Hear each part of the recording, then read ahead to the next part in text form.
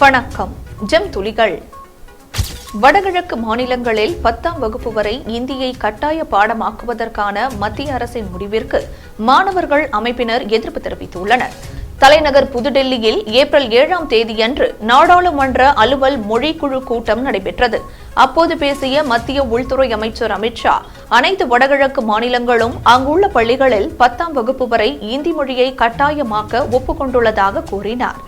இந்த நிலையில் 10ஆம் வகுப்பு வரை இந்தியை கட்டாயமாக்கும் நடவடிக்கை நல்லிணக்கத்தை சீர்குலைக்கும் என்று வடகிழக்கு மாணவர்கள் அமைப்பு கடும் எதிர்ப்பு தெரிவித்துள்ளது.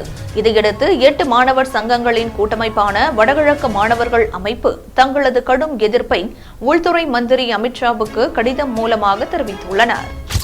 கன்னியாகுமரி அருகே அரசு மேல்நிலைப் பள்ளியில் மாணவி ஒருவர் தனது ஆசிரியை மதமாற்றத்தில் ஈடுபடுவதாக குற்றஞ்சாட்டும் வீடியோ வெளியாகி பரபரப்பை ஏற்படுத்தியுள்ளது.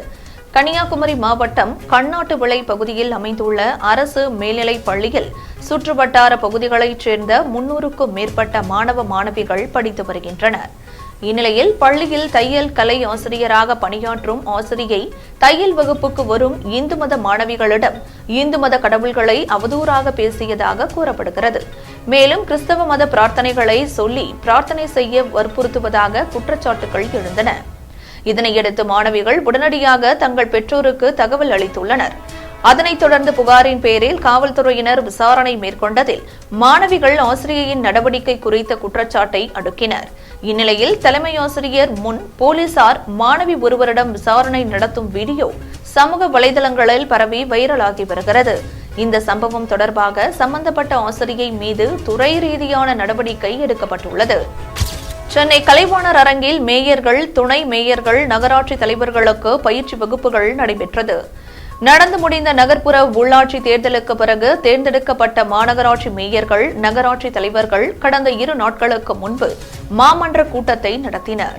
இந்நிலையில் தமிழகத்தில் உள்ள 21 மாநகராட்சிகளில் மாமன்ற கூட்டம் நடந்த நிலையில் பெரும்பாலான மேயர்கள் இந்த பதவிக்கு புதிது என்பதால் மன்ற கூட்டத்தை எப்படி நடத்தி செல்ல வேண்டும் என்பது குறித்து அவர்களுக்கு தயக்கம் நிலவியது. இதேபோல் நகராட்சி மன்ற கூட்டங்களிலும் பல தலைவர்களுக்கு கூட்டம் நடத்துவதில் சிரமம் ஏற்பட்டது. இந்த சூழலில் மேயர்கள், துணை மேயர்கள், நகராட்சி தலைவர்கள், துணை தலைவர்களுக்கு நிர்வாக பயிற்சி கொடுக்க அரசு ஏற்பாடு செய்துள்ளது. இதையடுத்து சென்னை கலைவாணர் அரங்கில் இன்று காலை பயிற்சி வகுப்புகள் நடைபெற்றன. இந்த பயிற்சி வகுப்பில் சென்னை, தாம்பரம், ஆவடி உள்பட 21 மாநகராட்சி மேயர்கள், துணை மேயர்கள், 190 நகராட்சி தலைவர்கள், 190 நகராட்சி துணைத் தலைவர்கள் கலந்து கொண்டனர். கடையநல்லூர் அருகே கிணற்றில் சடலமாக மிதந்த சிறுவனின் உடலை கைப்பற்றி ஆய்க்குடி காவல்துறையினர் விசாரணை மேற்கொண்டு வருகின்றனர்.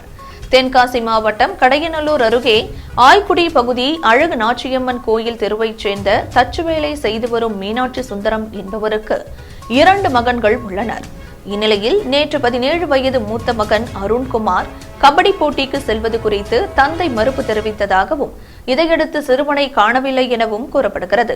இதனைத் தொடர்ந்து இன்று காலை வீட்டிற்கு அருகில் உள்ள கிணற்றில் அடையாளம் தெரியாத உடல் மிதப்பதாக அப்பகுதி மக்கள் ஆய்க்குடி காவல்துறைக்கு தகவல் தெரிவித்துள்ளனர். தகவல் அறிந்து விரைந்து வந்த காவல்துறையினர் உடலை கைப்பற்றி விசாரணை மேற்கொண்டதில் காணாமல் போன அருண்குமார் என்பது தெரியவந்தது. இதையடுத்து உடலை தென்காசி அரசு மருத்துவமனைக்கு உடற்கூறு ஆய்விற்காக அனுப்பி வைத்த ஆய்க்குடி காவல்துறையினர் இச்சம்பவம் தொடர்பாக வழக்கு பதிவு செய்து விசாரணை மேற்கொண்டு வருகின்றனர். சீர்காழியில் சியாமளா தேவி அம்மன் ஆலய மகா கும்பாபிஷேகம் வெகு விமர்சையாக நடைபெற்றது. மயிலாடுதுறை மாவட்டம் சீர்காழி பகுதியில் அமைந்துள்ள ஸ்ரீ சியாமளா தேவி அம்மன் ஆலய மகா கும்பாபிஷேக விழா வெகு விமர்சையாக நடைபெற்றது. இந்நிலையில் 4ஆம் கால யாகசாலை பூஜையை தொடர்ந்து மகா தீபாராதனை காண்பிக்கப்பட்டது. இதனைத் தொடர்ந்து யாகசாலையில் வைத்து பூஜிக்கப்பட்ட புனித நீர் அடங்கிய கடங்களை சிவாச்சாரியார்கள் வேத மந்திரங்கள் முழங்க கலசத்தை அடைந்தனர். இதனையடுத்து கோபுர கலசங்களுக்கு மகா கும்பாபிஷேகம் விமர்சையாக நடைபெற்றது. பின்னர் பக்தர்கள் அனைவருக்கும் புனித நீர் தெளிக்கப்பட்டு மகா தீபாராதனை காண்பிக்கப்பட்டது. இந்த கும்பாபிஷேக நிகழ்ச்சியில் திரளான பக்தர்கள் கலந்து கொண்டு சுவாமி தரிசனம் செய்தனர். சேலத்தில் சத்துணவு துறையில் உள்ள பணியிடங்களை உடனடியாக நிரப்ப வலியுறுத்தி கவனஈர்ப்பு ஆர்ப்பாட்டம் நடைபெற்றது. தமிழ்நாடு சத்துணவு ஊழியர் சங்கத்தினர் தங்களின் கோரிக்கைகளை வலியுறுத்தி பல்வேறு போராட்டங்களில் ஈடுபட்டு வருகின்றனர். இதன் ஒரு பகுதியாக சேலம் ஊராட்சி ஒன்றிய அலுவலகத்தில் சத்துணவு ஊழியர்களுக்கு காலமுறை ஊதியம் வழங்கிட வேண்டும், எரிவாயு சிலிண்டர் தேவைக்கு ஏற்ப அரசு வழங்கிட வேண்டும். சத்துணவுத்துறையில் உள்ள காலி பணியிடங்களை போர்க்கால அடிப்படையில் நிரப்பிட வேண்டும் என்பன உள்ளிட்ட பல்வேறு கோரிக்கைகளை வலியுறுத்தி தமிழ்நாடு சத்துணவு ஊழியர் சங்கத்தின் சார்பில் கவன ஈர்ப்பு ஆர்ப்பாட்டம் நடைபெற்றது. இந்த ஆர்ப்பாட்டத்தில் திரளான சத்துணவு ஊழியர்கள் கலந்து கொண்டனர். கிட்டத்தட்ட ஒரு 30,000-40,000 ஓய்வு பெற்ற ஊழியர்கள் ரொம்ப சிரமத்தில் இருக்காங்க. அது இப்போ இந்த ஒரு 3-4 மாதமாக அந்த 2,000 கூட பென்ஷன் இல்லாத மிகவும் ஒரு ரொம்ப கொடிய நிலையில் இருக்காங்க. அடுத்து இந்த சிலிண்டர் தாறுமான விளையாட்டுறதுனால 1,100 பக்கம் வந்துருச்சு. அதுக்கு அரசாங்கம் ஒரு மானியம் கொடுத்து ஸ்கூலுங்களுக்கு அவங்களே சிலிண்டரை தருமாறு கேட்டுக்கொள்கிறோம். விளம்பர இடைவேளைக்கு பின் ஜெம் துளிகள் தொடரும்.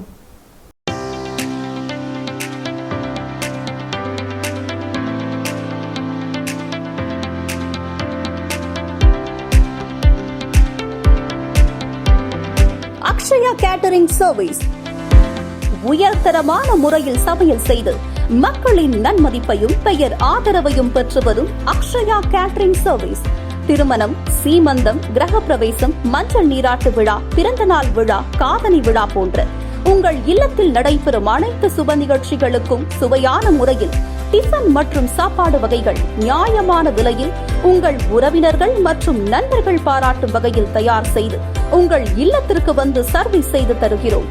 உங்கள் ஆதரவை நாடும் அக்ஷயா கேட்டரிங் சர்வீஸ்.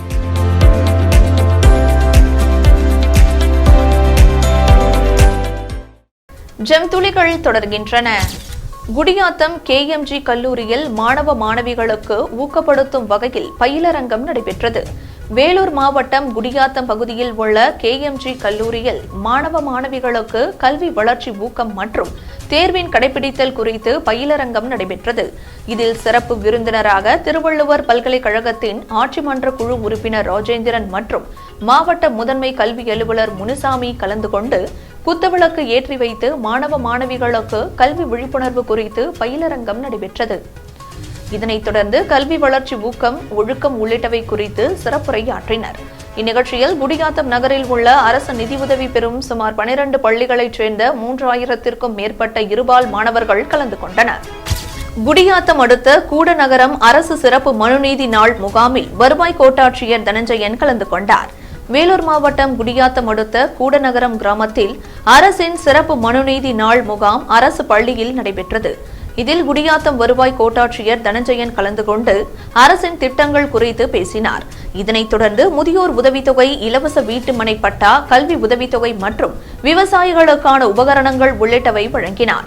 இதனையடுத்து அரசு பள்ளிக்கு சுற்றுச்சுவர் கோரி பள்ளி மாணவர்கள் வருவாய் கோட்டாட்சியரிடம் கோரிக்கை மனுவினை வழங்கினர்.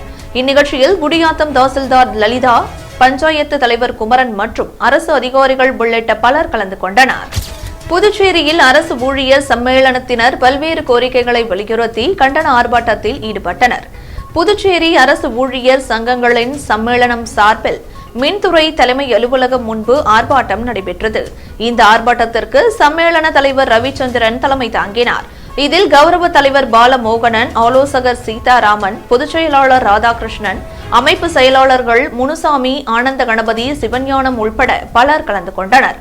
ஆர்ப்பாட்டத்தில் மின்துறையை தனியார் மயமாக்கும் நடவடிக்கையை கைவிட வேண்டும், மின்துறையில் காலியாக உள்ள பணியிடங்களை உடனடியாக நிரப்ப வேண்டும் என்பன உள்பட பல்வேறு கோரிக்கைகளை வலியுறுத்தி ஆர்ப்பாட்டம் நடைபெற்றது.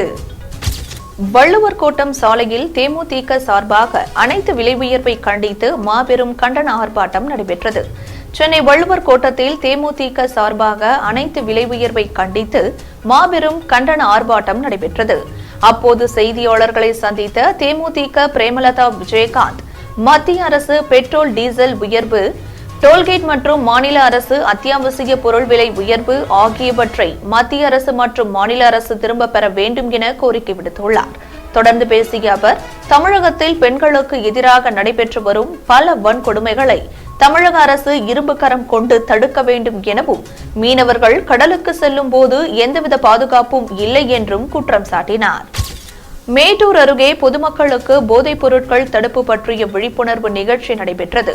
சேலம் மாவட்டம் மேட்டூர் அருகே வனவாசியில் நங்கவள்ளி காவல்துறை சார்பில் காவல் ஆய்வாளர் முரளி முன்னிலையில் போதைப் பொருட்கள் தடுப்பு பற்றிய விழிப்புணர்வு நிகழ்ச்சி நடைபெற்றது.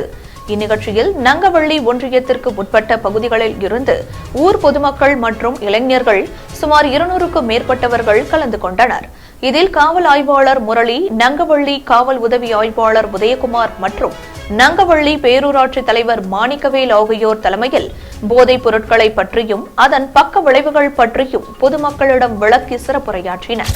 திருத்துறைப்பூண்டி பிறவி மருந்தீஸ்வரர் ஆலயத்தில் சித்திரை தேரோட்ட திருவிழா வெகு விமர்சையாக நடைபெற்றது. திருவாரூர் மாவட்டம் திருத்துறைப்பூண்டி புகழ்பெற்ற பிறவி மருந்தீஸ்வரர் ஆலயத்தில் சித்திரை தேரோட்டம் திருவிழா திருத்துறைப்பூண்டி லாரி உரிமையாளர் சங்கத்தின் சார்பில் வெகு விமர்சையாக கொண்டாடப்பட்டது. லாரி உரிமையாளர் சங்கத்தின் மாநில தலைவர் குமாரசாமி முன்னிலையில் நடைபெற்ற இந்த தேரோட்ட திருவிழாவில் ஆன்மீக செம்மல் புலவர் டாக்டர் திவாகர் கலந்து கொண்டு தேரினை வடம் பிடித்து இழுத்து சிறப்பித்தார். இதில் லாரி உரிமையாளர் சங்க தலைவர் ஆறுமுகம், செயலாளர் மற்றும் பொறுப்பாளர்கள், லாரி சங்க நிர்வாகிகள் உடனிருந்தனர். கோவையில் திமுக பெண் கவுன்சிலர் கொலை செய்ய திட்டம் தீட்டியதாக மாவட்ட ஆட்சியர் அலுவலகத்தில் வயதான தம்பதியினர் புகார் அளித்துள்ளனர். கோவை உடையம்பாளையம் திருமலை நகர் பகுதியைச் சேர்ந்த வயதான தம்பதியினர் மஞ்சுளா, சிவக்குமார். இவர்கள் மாவட்ட ஆட்சியரிடம் மனு ஒன்றை அளித்தனர். தொடர்ந்து செய்தியாளர்களிடம் பேசிய தம்பதியினர் கோவையில் உள்ள தங்களுக்கு சொந்தமான மருந்து கம்பெனியை தன்னுடைய மகள் பிரியதர்ஷினி கவனித்து வந்ததாக தெரிவித்தார். இந்நிலையில் திமுக மாமன்ற உறுப்பினர் கவிதா என்பவர் அந்த மருந்து கம்பெனியில் வேலைக்கு சேர்ந்ததாகவும் 2 ஆண்டுகளாக பிரியதர்ஷினியை கைவசத்திற்குள் போட்டுக்கொண்டு சொத்தை அபகரிக்கும் நோக்கில் கவிதா தம்பதியினருக்கு உணவில் விஷம் கலந்து கொடுத்ததாக தெரிவித்தார். இதனால் தங்களுக்கு உரிய பாதுகாப்பு வழங்க கோரியும் ஆட்சியரிடம் புகார் மனு கொடுத்துள்ளதாக தெரிவித்தனர். நான் சிஎம் செல்லுக்கு ஒரு பெட்டிஷன் போட்டேங்க. இந்த மாதிரி உயிர் பாதுகாப்பு வேணும், இந்த மாதிரி குடும்பத்தில் என் பொண்ணை கையில் வச்சுக்கிட்டு இந்த மாதிரி பண்ணியிருக்கிறான்னு சொல்லி அங்கேருந்து ஃபார்வேர்ட் ஆகி சரவணம்பட்டி போலீஸ் ஸ்டேஷனுக்கு வந்ததுங்க. கூப்பிட்டாங்க என்கொயரிக்கு. நாங்கள் போகும்போது 10வது வார்டு கவுன்சிலரும் வடக்கு மண்டல தலைவருமான கதிர்வேலுங்கிறவர் இதில் என்கொயரியில் உட்காந்தாருங்க. பேசும்போது குறுக்க பேசி எங்கள் மாப்பிள்ளையை சத்தம் போட்டார். எனக்கு அது பிடிக்கலைங்க. இது பொலிட்டிக்கல் இன்ஃப்ளூயன்ஸ் இருந்தால் நான் இன்டர்வியூ கோஆப்ரேட் பண்ண மாட்டேன் சார், அவர் வெளியே போக சொல்லுங்கள், இல்லை நான் வெளியே போயிடுறேன்னு சொல்லி வாக்குவாதம் பண்ணாங்க எஸ்ஐ கிட்ட. அவர் எஸ்ஐ இவரை கதிர்வேலை வெளியே போய் சொன்னாருங்க. கதிர்வேலை நான் போக மாட்டேன்ட்டு அங்கே தான் உட்காந்துருந்தார். நாங்கள் வெளியே வந்துட்டோங்க. வெளியே ஸ்டேஷன் வாசலில் எங்கள் 4 பேர் மேலேயும் நான் பெயிலபிள் கேஸ் தலா 4 போடுறான்னு யார் தெரியுமா? விளம்பர இடைவேளைக்கு பின் ஜெம் துளிகள் தொடரும்.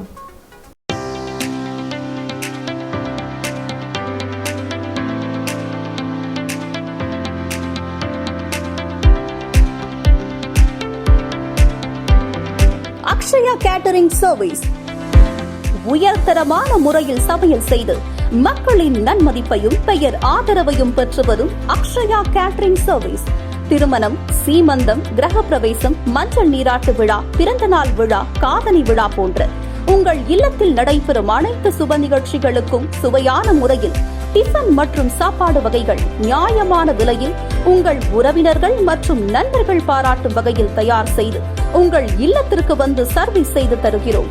உங்கள் ஆதரவை நாடும் அக்ஷயா கேட்டரிங் சர்வீஸ்.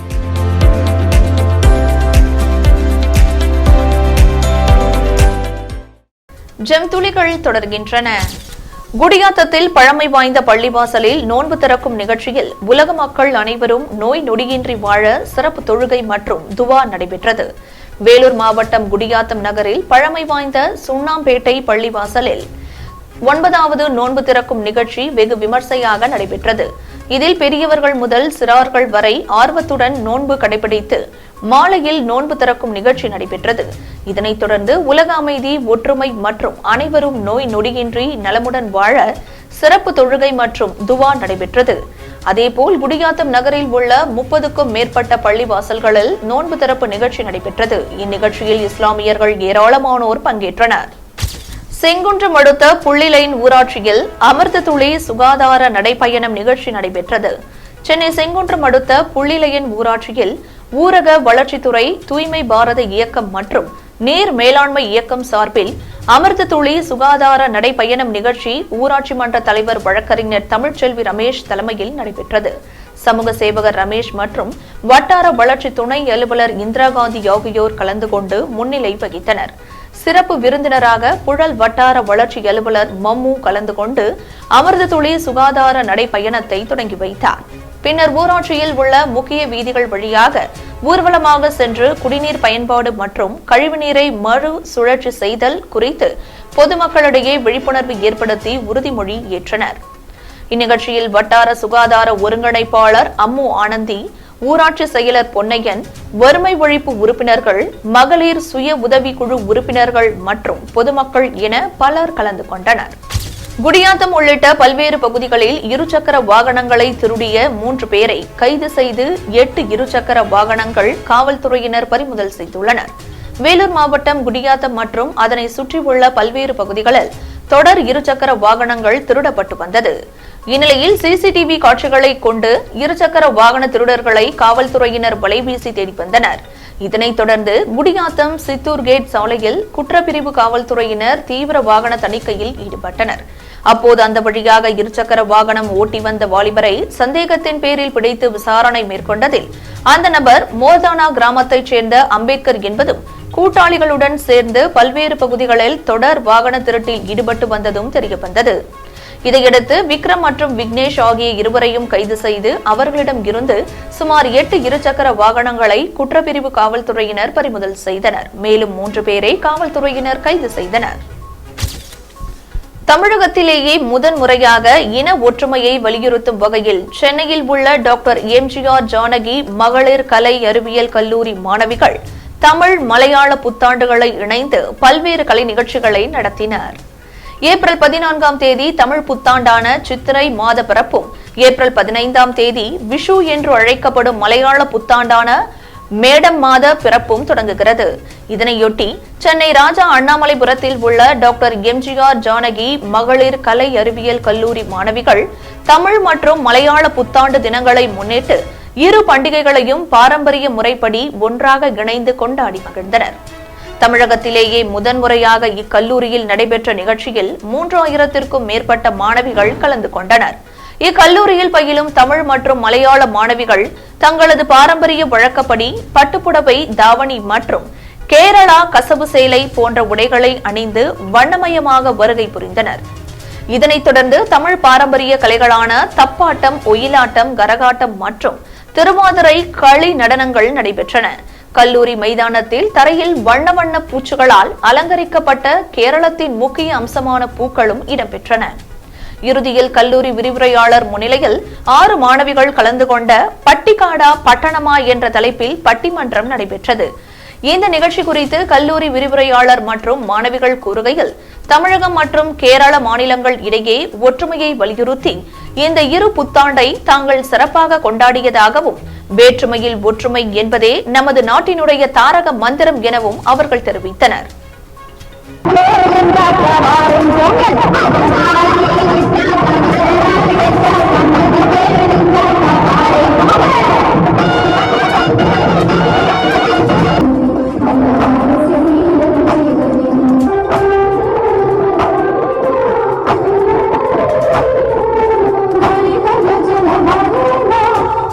இந்த காலேஜில் முதல் முறையாக இந்த செலிப்ரேஷன் நம்ம பண்ணுறோம். எதனால் அப்படின்னா, இத்தனை காலம் அவங்களுக்கு பருவத் தேர்வு இருக்கும், அதாவது செமிஸ்டர் இருக்கும். ஸோ அதனால் தமிழ் வருட பிறப்பு அன்றைக்கும் விஷு அன்றைக்கும் லீவ் இருந்துடும்.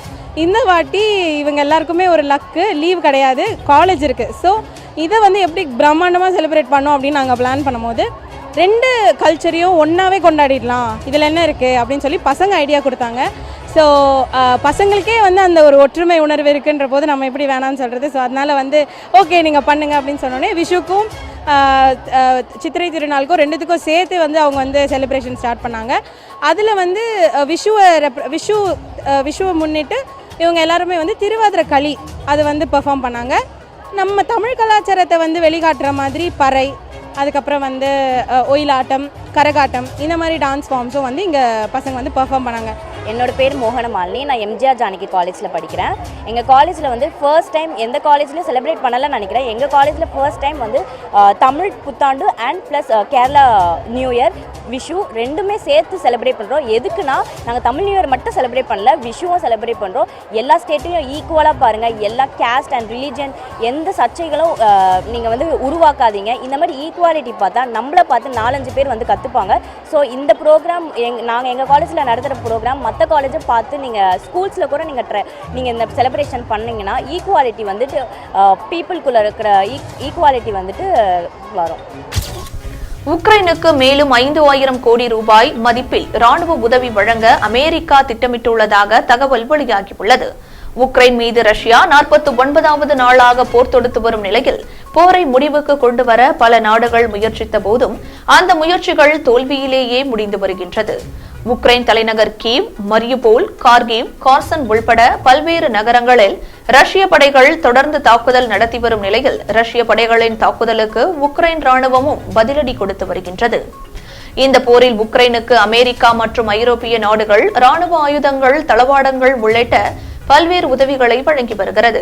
அந்த வகையில் உக்ரைனுக்கு ஏற்கனவே $1.7 பில்லியன் மதிப்பிலான ராணுவ ஆயுதங்கள் உள்ளிட்ட உதவிகளை அமெரிக்கா வழங்கியுள்ளது. இந்நிலையில் உக்ரைனுக்கு மேலும் $750 மில்லியன் மதிப்பிலான ராணுவ ஆயுதங்கள் உள்ளிட்ட உதவிகளை வழங்க அமெரிக்கா திட்டமிட்டுள்ளதாக தகவல் வெளியாகியுள்ளது. இதன் மூலம் உக்ரைனுக்கு ராணுவ உபகரணங்கள், வெடிபொருட்கள், ராக்கெட்டுகள், மருந்து பொருட்கள் உள்பட பல்வேறு ராணுவ ஆயுதங்களை அமெரிக்கா வழங்கும் என தகவல் வெளியாகியுள்ளது. சிவகங்கையில் சத்துணவு ஊழியர் சங்கத்தின் சார்பில் 10 அம்ச கோரிக்கைகளை வலியுறுத்தி கவன ஈர்ப்பு ஆர்ப்பாட்டம் நடைபெற்றது. தமிழ்நாடு முழுவதும் பல்வேறு இடங்களில் சத்துணவு ஊழியர்கள் கவன ஈர்ப்பு ஆர்ப்பாட்டத்தில் ஈடுபட்டு வருகின்றனர். இதன் ஒரு பகுதியாக சிவகங்கை மாவட்டம் சிவகங்கை ஊராட்சி ஒன்றிய அலுவலகத்தில் தமிழ்நாடு சத்துணவு ஊழியர் சிறப்பு காலமுறை ஊதியம், குடும்ப பாதுகாப்புடன் கூடிய ஓய்வூதியம் உள்ளிட்ட 10 அம்ச கோரிக்கைகளை வலியுறுத்தி 50க்கும் மேற்பட்ட சத்துணவு ஊழியர்கள் கவன ஈர்ப்பு ஆர்ப்பாட்டத்தில் ஈடுபட்டு வருகின்றனர். அரசுக்கு எதிராக போராட்டம் நடத்தி வருபவர்களுடன் பேச்சுவார்த்தை நடத்த தயார் என்று இலங்கை பிரதமர் மகிந்த ராஜபக்சே அறிவித்துள்ளார். அண்டை நாடான இலங்கை கடுமையான பொருளாதார நெருக்கடியில் சிக்கி தவித்து வருகிறது. அந்நிய செலாவணி கையிருப்பு இல்லாததால் பெட்ரோல், டீசல், சமையல் கேஸ் ஆகியவற்றை வாங்க முடியாத காரணத்தால் பொருட்கள் கிடைக்காமல் மக்கள் திண்டாடி வருகின்றனர். இதற்கிடையே இலங்கைக்கு 45,000 கோடி ரூபாய் வெளிநாட்டு கடன் இருப்பதாக கூறப்படும் நிலையில் கடனுக்கு தவணை செலுத்துவதை நிறுத்தி வைப்பதாக இலங்கை நிதியமைச்சகம் அறிவித்தது. மேலும் சர்வதேச நாணய நிதியத்திடம் நிதியுதவி கோரி இலங்கை அரசு அடுத்த வாரம் பேச்சுவார்த்தை நடத்துகிறது. அந்த நிதியுதவி கிடைக்கும் வரை கடன் தவணை செலுத்துவதை நிறுத்தி வைக்க முடிவு செய்துள்ளது. இந்த சூழலில் ராஜபக்சே அரசுக்கு எதிராக தொடர்ந்து போராட்டம் நடந்து வருகிறது. இந்நிலையில் இலங்கை அரசுக்கு எதிராக தொடர்ந்து போராட்டம் நடத்தி வருபவர்களுடன் பேச்சுவார்த்தை நடத்த தயார் என்று இலங்கை பிரதமர் மகிந்த ராஜபக்சே அறிவித்துள்ளார். இத்துடன் ஜெம் துளிகள் நிறைவடைகின்றன. மீண்டும் துளிகளை காண இணைந்திருங்கள் ஜெம் தொலைக்காட்சியுடன். நன்றி, வணக்கம்.